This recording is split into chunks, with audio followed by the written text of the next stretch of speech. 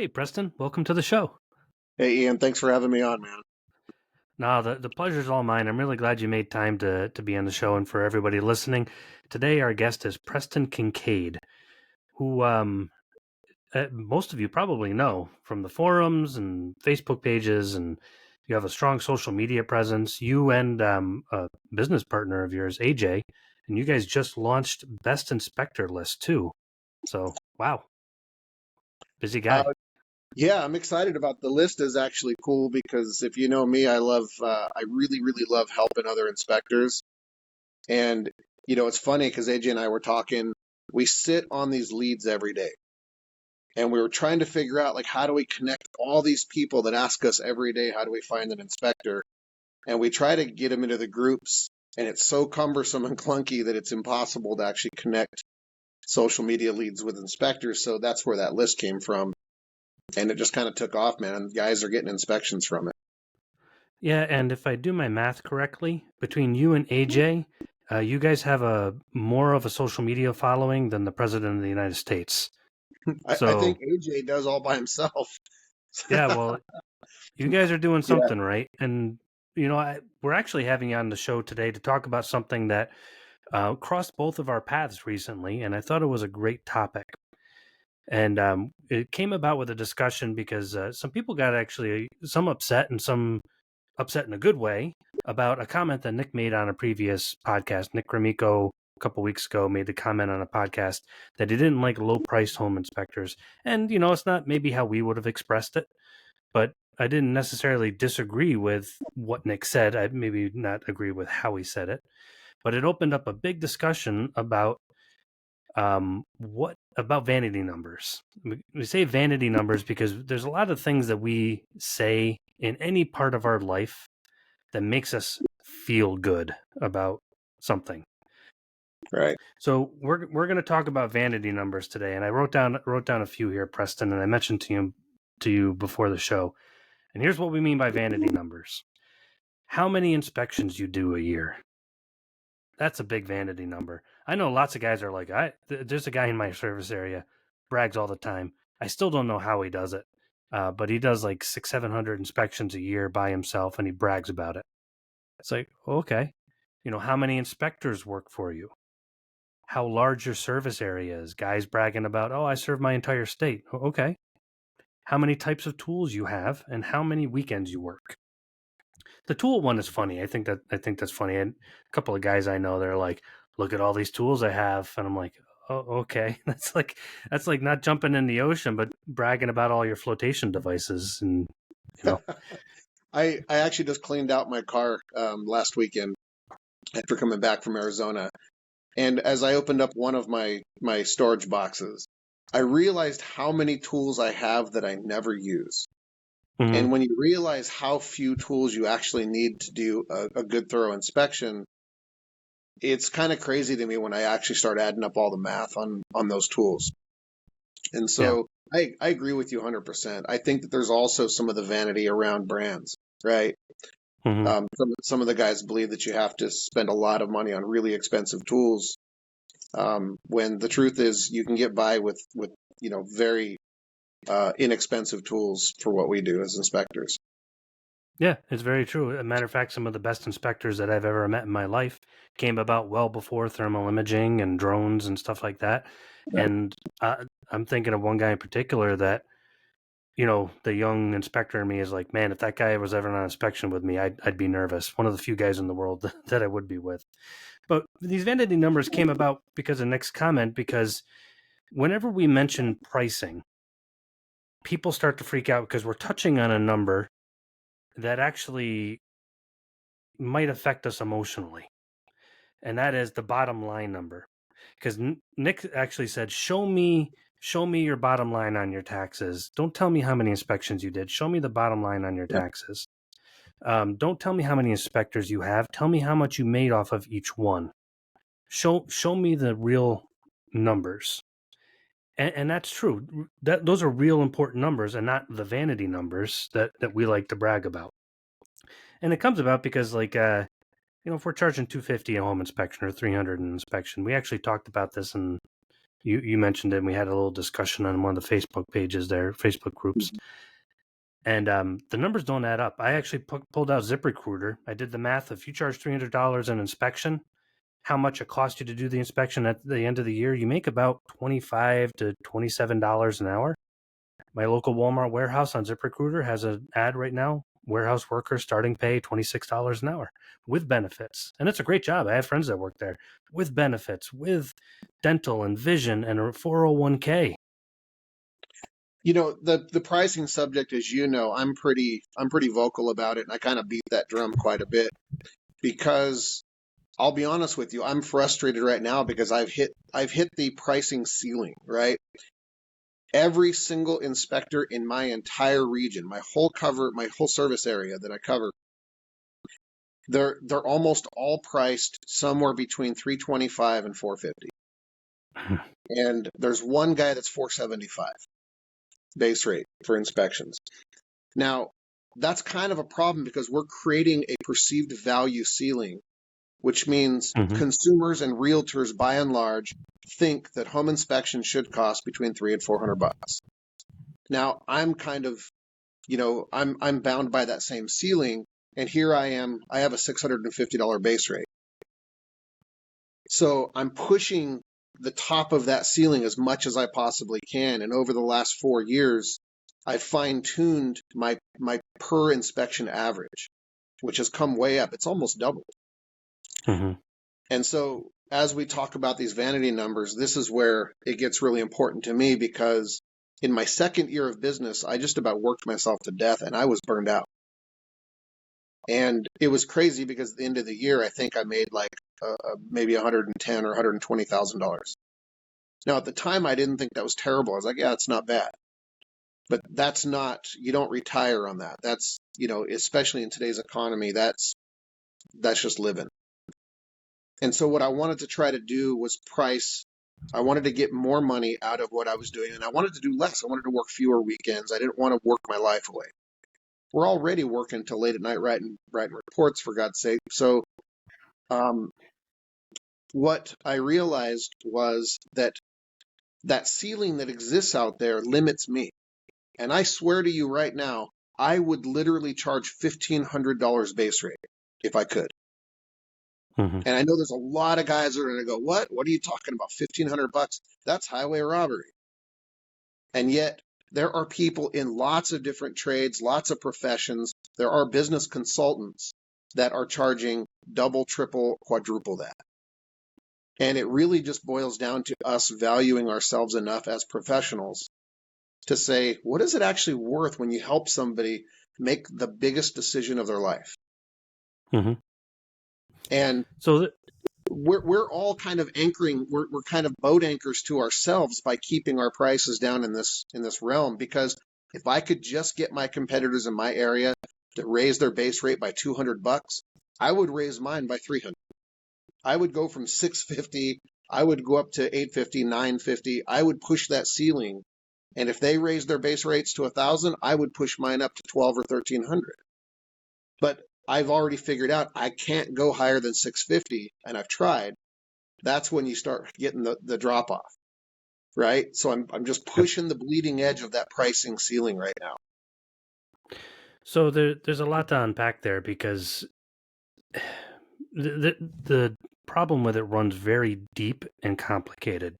So we tend to look at it very simplistically as an industry. Well, I need to make this amount of money. But your $1,500 is not far off from reality. So if we do the math of about $300 back in 1995 with inflation, cost of living, and I actually even used some examples recently of the cost of eggs is 2.8 times what it was in 1995. The cost of housing is I forget, it was like 3 point something times. I don't have the math that I used in the other video in front of me. But now our inspection fee has only gone up by just a fraction, just about a little over $50 in the past 30 years. So we're not talking. The guy brought up a point. He's like, "Oh, you're price fixing." It's not price fixing. It's wanting a living wage for what we do. What we do Right. is a heavy thing. So $1,500 is not out of the scope of imagination. Just keeping up with inflation, not counting the elevation of our industry, more certifications, better tools, all this other stuff. It would be a little over $1,000 for a home inspection if we charged at the same rate as we did in the mid 90s. So it's not price gouging, and people are buying a $400,000 home but wanting a $250 home inspection. Right. They're going to Right. get a $250 home inspection. Let's just say that. And I think it merits mentioning, and I say this in my webinars and I say this online as well. I think it's one of the biggest and most common mistakes that inspectors make is assuming that people want cheap inspections. Mm-hmm. When I raised my prices, I got busier. And then I raised my prices again, I got busier. I went all the way up to a $650 base rate, which is right about where I started seeing a lot of drop-offs. So I know that I'm teasing that edge. And so what does that tell you? It tells you that people want the best inspector. They're looking for the best inspection. They want the most thorough person. And how they're going to judge you is largely based upon your price and the perceived value they have in you. So there's a lot of people that don't want a cheap inspector. Mm-hmm. Well, that's in every industry. Recently, I had a floor guy come in. I wanted to get my basement floor redone with some epoxy, and they grind it all down. It's really cool to watch. I'm a huge nerd. But they came in and they presented it to me like, well, here's a cheaper option, and here's this, and here's that. And I'm like, I can't exactly remember how I put it to the guy. I'm like, don't talk about price right now. I want this floor to look cool. Show me the cool stuff. And he had to reprogram himself. I could watch him like, oh, he's just not looking for the cheapest thing. If we walk in, we're going to get the cheap people. The another guy came and bid the floor, and he didn't mention price either. He showed me all the coolest stuff, and he goes, "We only do high-end floors." And I'm like, "Perfect. That's awesome. That's what I want, a nice floor." Price was my second thought. I didn't want to get gouged, but I also didn't want to have the cheapest thing out there. So that assumption, it hurts our industry that people want cheap. And that's where we kind of need to redefine success when it comes to these vanity numbers. Right. Because I know guys out there doing 200 inspections a year, making a little over $200,000 a year. And I know guys out there that are making less than $70,000 doing almost 500 inspections a year. So the first thing I hear when I say, "Are you doing well as a home inspector?" is, "Oh man, yeah, we did 40 inspections this month." And I'm like, no. You don't need to tell me your books. Are you doing well? Because I could do 10 inspections and make as much as your 40, hypothetically. It's about the bottom line. So how do you think we could reprogram ourselves to redefine success, and not in vanity numbers like I did X amount of inspections. Instead, I made X amount of profit. Because that's really what we're in business, not because, I love inspecting. I know you do. I like meeting people. I like doing cool things. I like finding mummified rats in an attic, and it's just fun. But at the end of the day, I do this to provide for my family. No, it's true. So, I think that there's a metric that a lot of inspectors ignore as well, which is the quality of life metric, right?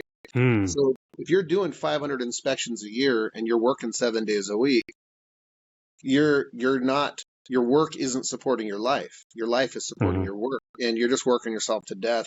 And I was there by the end of my second year in business. I really had kind of a reality check where I just said, I like inspecting, and now I don't anymore. hmm, Right? End of that year, I was just going, man, I'm burnt. Like I don't even want to do this anymore. And I know I speak for a lot of inspectors who are there. They're kind of at that burnout point. And then when I kind of refactored how I looked at my business, and I really am struggling with um, I get a lot of I catch a lot of heat from inspectors because my whole mode right now is keeping things simple. hmm. Keeping things simple. So it's all about keeping my business as simple as possible with the fewest moving parts. This is why we argue about, radon, whether use charcoal or CRM. It's like, great, I get all the features, but I'm keeping my life simple.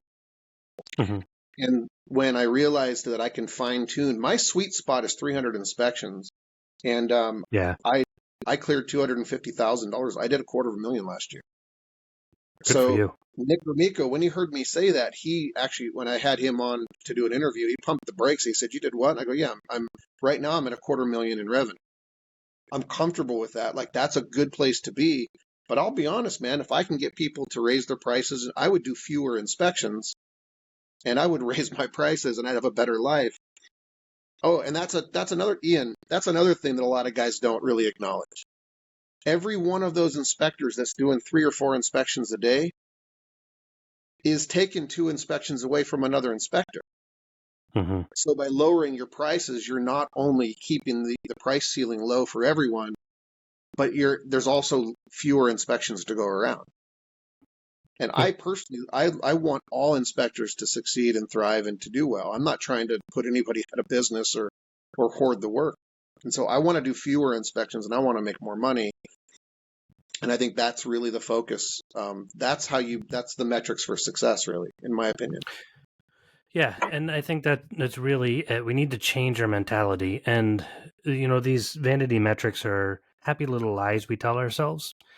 And some of the happy little lies that I hear us tell ourselves is, well, I like to give people value. I like to save people money. I like to give them a fantastic inspection for $250 because they're good people buying a home. Okay, that's all well and good, but let's break down even from the outside angle. Let's say we're that buyer and we've lowered the ceiling of price. So somebody accused me of price fixing, saying we should raise our prices, and it happens every time I mention pricing.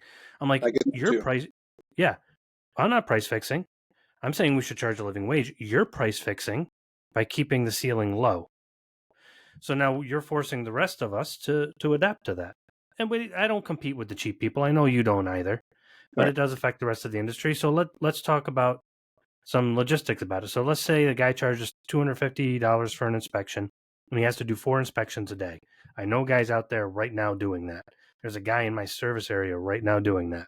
Right. So now, for a day, how tired are you on each one of those inspections? You're one human being. Are we really giving that person the best version of us? Did we really take our time? I like to stop. I love to open up the computer, look at each inspection before I go. Like, man, look at that ridge line. Something's off with that. This area has termites. Let me go back to one of my old reports where I did the neighbor's house. Yep, there's termites. And then I go and I look and I spend time with them. And if they need a little extra time, if there's more issues, I dig in deeper. The whole 9 yards. I can't do that, to be perfectly frank, if I'm running around doing 3 to 4 inspections a day. And I'm a very experienced inspector. Been doing this 20 years. So if you're saying, well, you can get better, I'm like, that's as good as I get, man. Yeah, no, So, and you also don't bake in enough time to do the things that actually helps your business grow. A lot of guys talk mhm, about the bottom line, but there's also there's a lot to be said for top line growth. So there's guys that are burning through the inspections and then having to do a lot of digital marketing and a lot of pay per click stuff or whatever, email marketing, all the stuff to kind of keep churning the work. But to be honest, if they were doing fewer inspections and spending more time building relationships, more time talking with the realtors, cracking jokes, having lunch, whatever. I'm going to lunch with one of the managers of the largest realty group in the area. mhm, I couldn't do that if I had 4 inspections on Monday, right? yeah. But that one lunch is probably going to solidify the relationship with 37 agents, And right? there's a great point. It's missed opportunity cost. That opportunity cost is almost never spoken about. I brought it up a few months ago in relation to software, right? Which I'm Mm, really looking forward to talking about, especially with Inspector Toolbelt as I get switched over. But opportunity cost is a big one, man. It's like these guys buying this cheap software and then they're emailing the agreements and DocuSign over here and things like there's no possible way I could run my business that way because the yeah. opportunity cost was more expensive. Your $50 software versus $100 software is costing you probably tens of thousands of dollars every year because you're rubbing sticks together to make fire. Yeah. Missed opportunity cost is something my brother's a CPA, and he talks about it all the time because it's an unquantifiable number, but it's a number that everybody worries about. Because, like your example of a missed opportunity, you're running around, the agent is maybe new, but they're going to do 10 more deals that year, and you can't take the time to talk to them because you're off to the next inspection. Right. That's a missed opportunity cost that you can't quantify. You didn't spend the time with them. Even 3 inspections a day, and everybody has their own thing. But I don't live in a city, and maybe sometimes a city you can get 3 in a day and do okay. It's not for me because I do the math. I'm like, okay, 45 minutes to my inspection, 2.5 hours on the inspection, 45 minutes to my next inspection, and then you do that all day every day. Even if you're only working 5 days a week, that that's a lot. I have a family. you know, and I like them, so I want to spend time with them. You know, Yeah, me too. I just got married 2 weeks ago, so you know, congratulations. I'd like to spend some time with my new wife, right? But my version of success, to be honest with you, is to do one inspection a day. That's Mm, the max for me. I would like to work 5 days a week, do one inspection a day, and I'd like to clear $250,000, right? hmm That's really hard to do with the price ceiling being stuck where it is.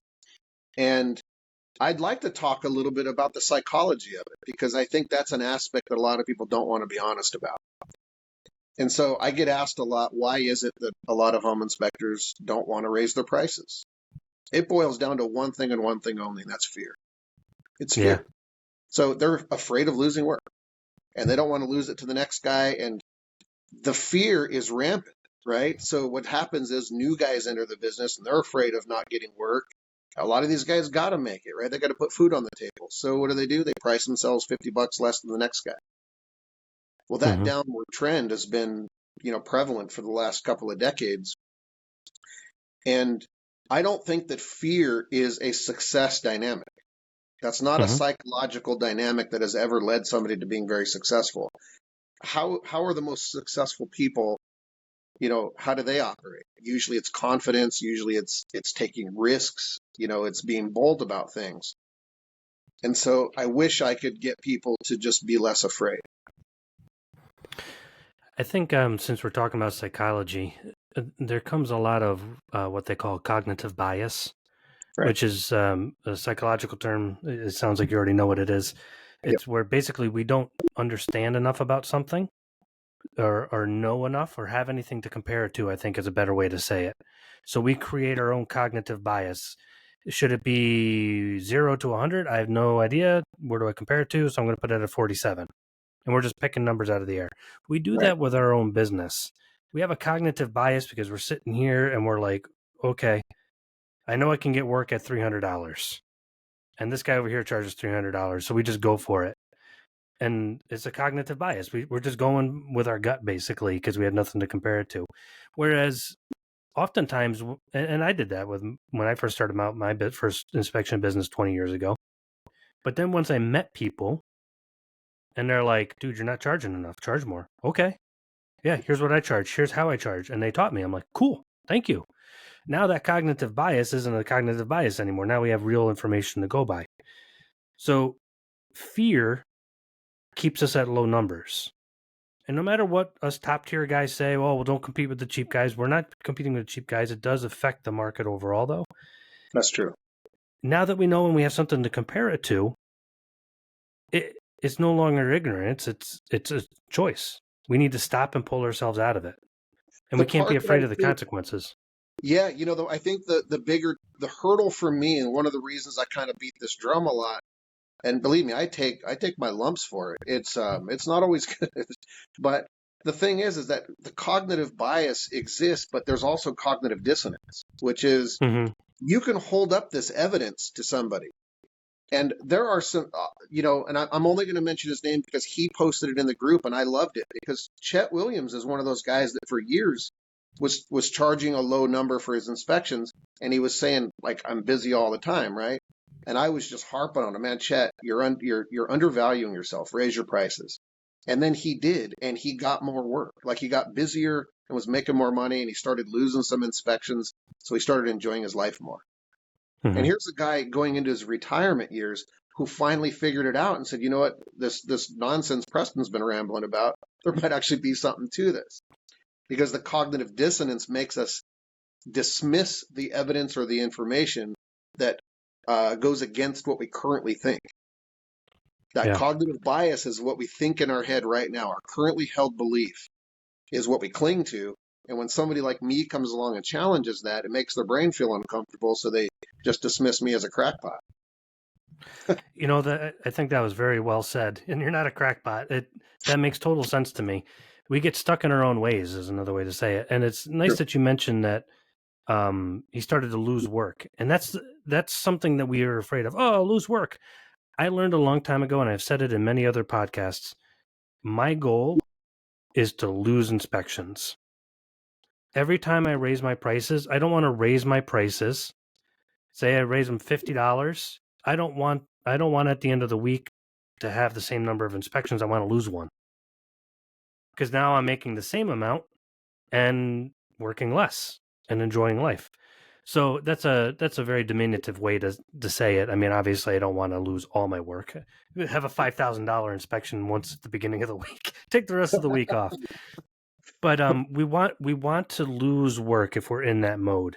If we're doing 500 inspections a year, burned out, we want to lose work, and the way to do that is to turn people down and just make less, or make the same amount, or it actually usually ends up being more because you almost never lose work. Right. But raise your prices and you'll make a lot more. The other one, though, how many inspectors work for you? You had mentioned something about this before the show. I hate it when guys brag about how many inspectors work for you. That's a real vanity number. And there's a guy that I know, we don't obviously never mention names, but he was just telling me he was having a hard time, mortgage is tight, this and that. And then I see him on the forums bragging about how many inspectors he has working for him. I'm like, that's a real vanity number, man. What are your thoughts on that, Preston? Well, first of all, I think at our core, we talked about the psychology around fear. I think underneath it all, we all want to matter, right? We all want to feel successful. And who knows what our background is? Maybe some of us, our dads told us we'd never amount to anything, or who knows. But at some point, all of us want to feel successful, like what we're doing matters. And so Hmm. to some people, I think those vanity numbers, like I got all these expensive tools, or I have 20 inspectors that work for me, or, I'm doing 500 inspections a year, like all these vanity numbers help to bolster kind of the outward appearance of Hmm. success, right? And for me, I got caught up in some of that myself. I was resisting being a multi-inspector firm, but then I brought on a couple of guys, and it always sounds great. Oh yeah, I got two inspectors working for me, everything's great, until you pack three schedules and then one of them gets sick and gets COVID for a week. Yeah. And now you're right, but you thought it was going to be easier having inspectors. Now you're doing three a day for 7 days a week trying to catch up, right? So Yeah. people don't consider complication. Everything that you add to your business as a moving part, it triples complication.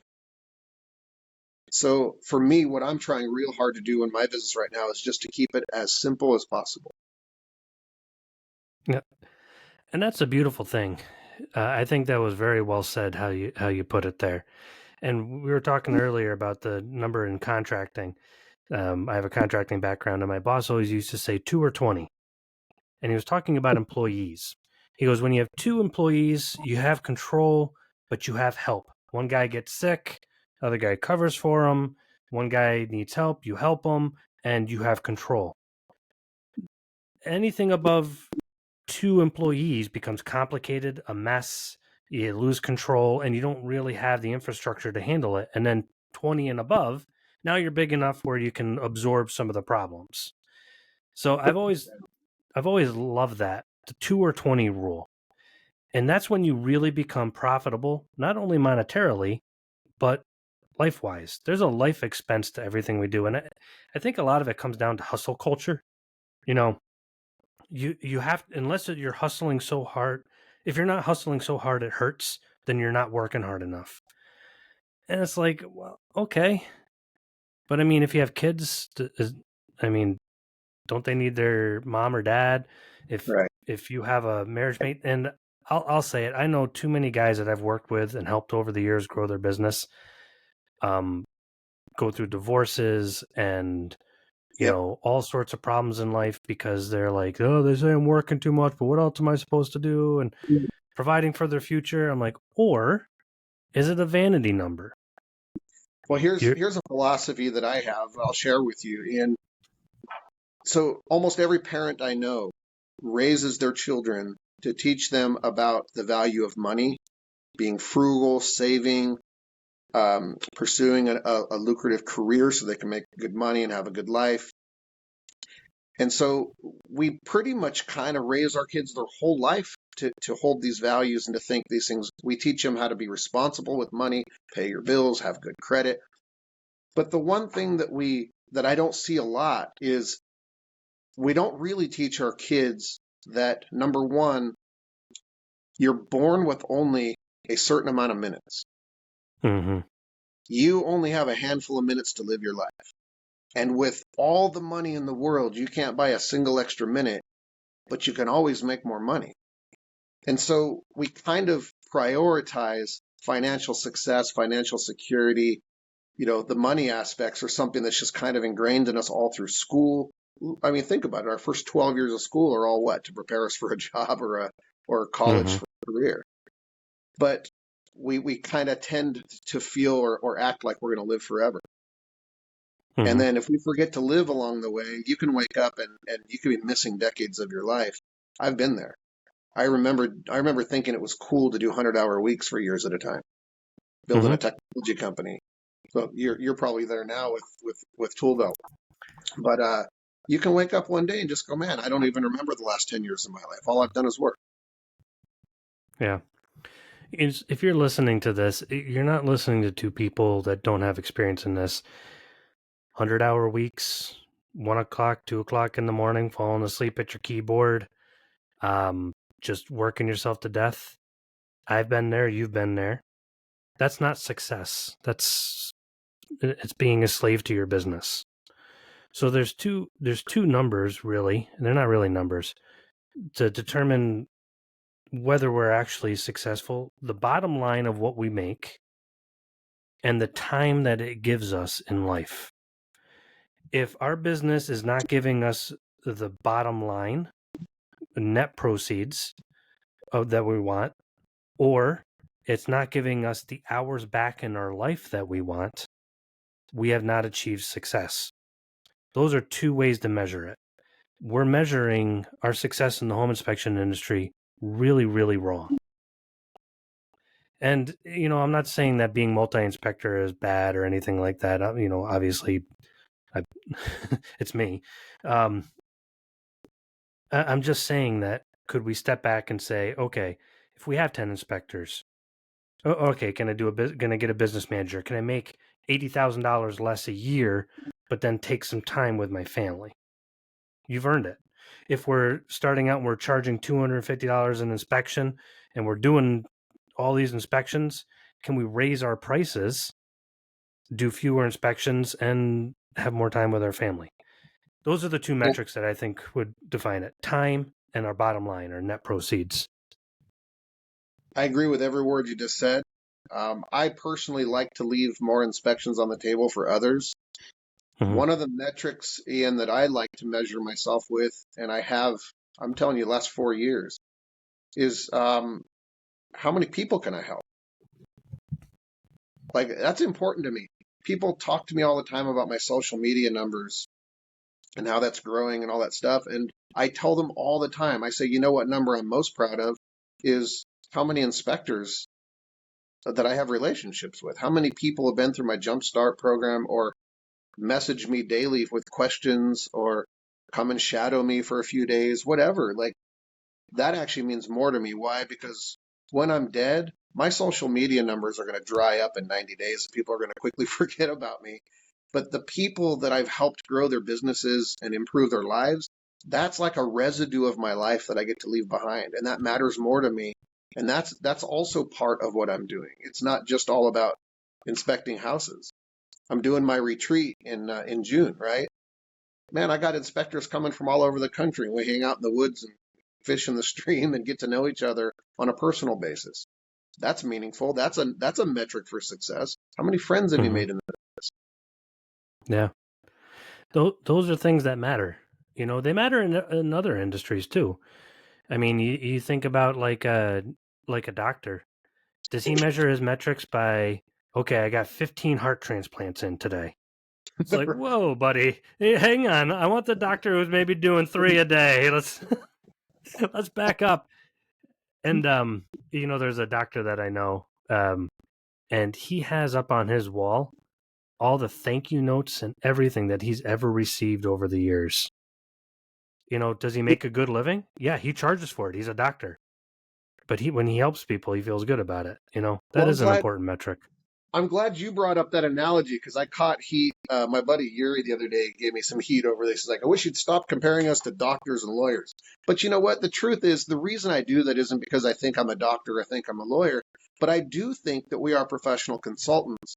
And if I can think of that, if I can think of the physician level or the surgeon level or the lawyer, I'm at least aiming high, right? Like I Hmm. want to elevate what we're doing, our entire profession. I want to help elevate. I want all of us to be thought of in higher regard instead of being stuck in the contractor mindset or service provider or whatever. Yes, part of our job is crawling around in the dirt and crawl spaces, but at the end of the day, the most important thing that we do is consulting with our clients. If Hmm. we inspect the house, that's half of it, but we got to be able to communicate that to somebody, give them advice, give them recommendations, and that's what they're paying for. And if we can start to think of ourselves in a higher regard, have a higher professional esteem, that's how we kind of raise the tide for everybody, right?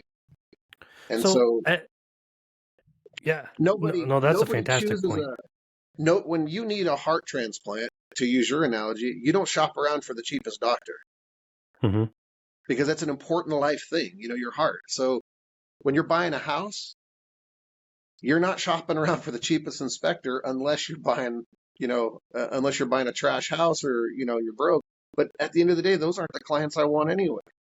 Hmm. Yep. It's like I still remember the time that I saw a Groupon one time, or maybe it was just a regular coupon for $50 off of LASIK surgery. And I remember standing there and looking at my wife and saying, with somebody with a laser in my eye, the last thing I want to do is hand them a coupon. I'm like, here's extra money. Just please. So That's there, great. there's a lot there's a lot to unpack there because when it comes down to it, the doctor analogy, lawyer analogy, engineer, architect, none of those analogies are far off base. We need to understand, even though we're not code inspectors, we need to understand what was code back then compared to now. Why does this look wrong? We need to understand multiple disciplines. We need to have very good people skills. We need to have good writing skills. We need to have all the skills that engineers, architects, attorneys, doctors, and all that stuff need. If you were to pile the books and all the international courses on every aspect of a house in one big warehouse, I would imagine it would be as big or bigger than any one of those other professions that we just mentioned. I But yet completely we agree. I caught heat a while back for making the comparison. I actually made a statement that said, I actually think that my job is harder than a lot of lawyers. And the funny thing is, Mhm. a close friend of mine, a business partner, and two of my lawyers I spend a lot of time with. Charlie Cochran out of California, good friend of mine. He's a business partner in my tech company. And I've hung out with him and other lawyers before, and you just kind of go, these guys will tell you straight up, like, Charlie talked me out of being a lawyer because he goes, like, you don't want to do my job. I basically sit behind my desk and listen to people tell the same stories over and over again. And yet, this guy's charging, $1,500 an hour, Mhm. right? And I'm going, okay, what he's doing isn't that hard. They push papers around, and most of the stuff settled out of court. Like, it isn't like they're, in front of the judge every day litigating in court. So we have to always be learning, always, constantly. We have to connect dots. Like our job is a lot of brain work. It is, and it's a lot of book work. So, and the problem is when we don't charge accordingly, we're like, well, how do I put this? When we don't charge accordingly, we diminish We diminish our industry to something less than it is. There's a reason why home inspectors sometimes we have a bad name. Builders will make fun of us and all that Right. other stuff. There's a doctor that I know, and he says he takes about a month total if you accumulate it through the year just to keep up with changes in the medical industry. He goes, there's days of the week where I don't see any patients. I just study just to keep up. Now, sometimes we do that in the slow season, but if we're cranking $250 inspections, $300 inspections, are we really saying, okay, I've made enough that I can take a full day off to keep up with the changes in the industry? What's going on with closed cell insulation now? Or, what are we doing with the hydrostatic pressure in this particular municipality? We miss out on a lot. We're not I keeping agree. up with an industry that's highly complicated. And I'll be honest. I'll be transparent. When I'm burned out and I'm chunking through 2, 3 inspections and I'm just trying to keep up, Yeah. I do catch myself sometimes kind of just going through the motions. I'm just checking the boxes, clicking the narratives. And there are times I have to pump the brakes and stop and go, wait a minute. Maybe these things are related, right? Maybe there's a kinetic chain happening here. Maybe this is grade related. Maybe this is the weight of the roof covering causing these wall cracks. And if I was just going 1,000 miles an hour with my hair on fire, I wouldn't have the time to stop and really think methodically about what I'm Mm-hmm. looking at, right? And I would imagine there's a lot of inspectors out there that are just churning through it like a treadmill, just like a process, like a machine, instead of really looking at every house and reading it thoroughly. And so I think that's where a lot of it falls into. The second most common comment that I get on social media, and I'm telling you, it's by the thousands, is people saying, I had a home inspection and he didn't catch this, this, and this, and this. I paid a home inspector and he missed all this, and I ended up having to, replace all this crap. Mm-hmm. So in my head, the first thing I think is, well, you probably price shopped, right? You're probably that Mm-hmm. person that called around to find the cheapest inspector you could. And that cheap inspector was doing 4 inspections that day. So what was he doing? He was rushing through it, right? Yep. So how do we elevate our whole industry? Number one, the price is kind of a core issue. Because if you're not charging enough to really spend time absorbing everything in that house to figure out what's going on, you're just crunching the numbers. And that's a fantastic point. So let's say hypothetically, people balk at that $1,000 number. Our average inspection fee at any given time is anywhere from $750 to $1,200 in my companies. So imagine if we had $1,000 to do an inspection, and we're used to $300. That's over 3 times as much. Would we feel comfortable then slowing down and just saying what's going on here, like you just mentioned? Yep. Would we have the ability to do a better inspection and say, okay, I'm taking Friday off because I need to go and just keep up with the latest changes in the inspection and construction industry and improve in my craft? And now people will say, well, that's $1,000. People can't afford that. So the average home is $400,000. So that is 1/4 of 1% if I'm doing my math right. So imagine we were buying a $400 tool and somebody said, I am going to give you the best inspection of this tool. I will make sure everything works perfectly. You just give me a quarter. I'd throw them too. So it's the same with an inspection. I would be willing to, you could throw out a date right now and I would open up my software right now and flip it around as long as we could blur out the names. And I'd be willing to bet you that any inspection on my calendar right now would be right there in line with yours, anywhere between $750 and $1,500. Yeah, Right? Like that's really right, that sweet spot average that I'm in, because the 650 base rate's also going to have ancillaries and everything else. exactly. And then I hear these guys that are doing 275, 325, and I'm just going, I have $2,000 and $3,000 days, Mm-hmm. right? Oh, yeah. That's a good day. I feel good about that. Would I feel good if I burned a 20-hour day and made $900? I'd rather go fishing. Mm-hmm. So, And that's exactly it. You and I are proof that it's possible. And a guy told me, it was like, well, you've been around a long time. How long have you been around, Preston? This is my fifth year. Yeah. So it's not like you're a 20-year veteran. You came in and you're like, oh, I'm worth this. I'm going to raise my prices. And we're not too far from each other. It's not like we're from a wealthy, overly wealthy area where we can command crazy high prices. That's It's kind just, of the funny thing is if you saw where I live, feel free to look up Shenango County. This is an oh, I know economically Shenango. depressed area. Yeah, it's there's dueling banjos on every corner here, man. It's economically depressed. This is not Yep. a I mean, homes routinely are I'm inspecting $75,000 houses, Hmm. 125 for good ones, right? I know people that are inspecting $500,000 homes, or $1 million homes for $300. I don't get that. I mean, it's You know, crazy. I'm not saying my area is economically depressed or anything, but the town I live in has 174 people. It's like I'm not living in New York City charging New York City prices, so it's not impossible. It's just a matter. I think you brought out a good point. Getting over the fear and actually making the change, not just raising the prices for the sake of raising prices and elevating our industry at the same time. I agree 100%. For me, I wouldn't feel good about doing I didn't feel good about doing 3, sometimes even 4 inspections because I knew that I was taking inspections away from other guys. Mhm. I didn't feel good about that. Like I don't need to do all the inspections. I want everybody to do well. I wish some of them would just kind of, keep up a little bit on the pricing thing. If they see me charging 650, can you guys just come up to 500 maybe? That would because if you come up to 500, I'll go to 750. Yeah. So I wish more people would think about that and apply that. Not just think about it, but actually apply it.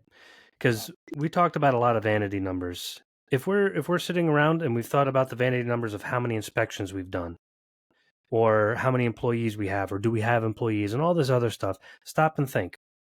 Do we measure our metrics like that, or do we measure it in the bottom line on our books and the time of our life that we get back? And as Preston mentioned, helping people. Those are three important metrics that when we look at anybody who's really quote unquote successful, they found a balance between those three things. You know, it's important.